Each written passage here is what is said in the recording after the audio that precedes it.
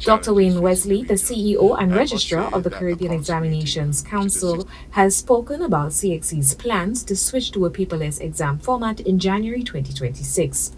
Wesley made the news during last week's Schools Examinations Committee (SEC) meeting, which was held at the Harbour Club, St. Lucia. The idea behind our January sitting is to ensure that we gradually allow the system to make the transition from paper assessment to electronic assessment.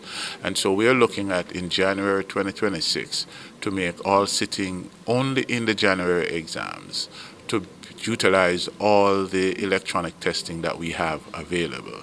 Since there are less subject areas offered during the January exams, it was not a difficult decision to test out the new mode of testing then. January is the smallest number of subjects being offered, and it gives the opportunity for the varying territories to make the requisite adjustment and infrastructure provision to ensure that students can write. And it begins a process for them of understanding the nature of e-testing and how it works before we roll it out in our May-June sitting, which is the largest sitting. As such, Wesley says the larger sitting may still need to take a dual setting before the full goal of e-testing is actualized. That sitting will predominantly remain a dual sitting where those persons who want to write it electronically will be able to, but it's predominantly paper-based that will happen in May, June. What we are trying to do is to use our January sitting as the precursor to the full rollout of e-testing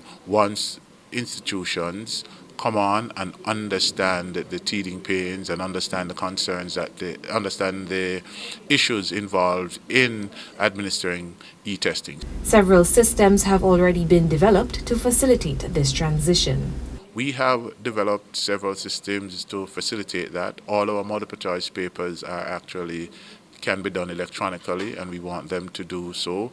We have now developed a mechanism we call the hybrid e-assessment, where students are able to view the questions and question paper on screen, but write their responses within their answer booklet. And so that kind of breaking in prevents a phased approach towards full e-testing.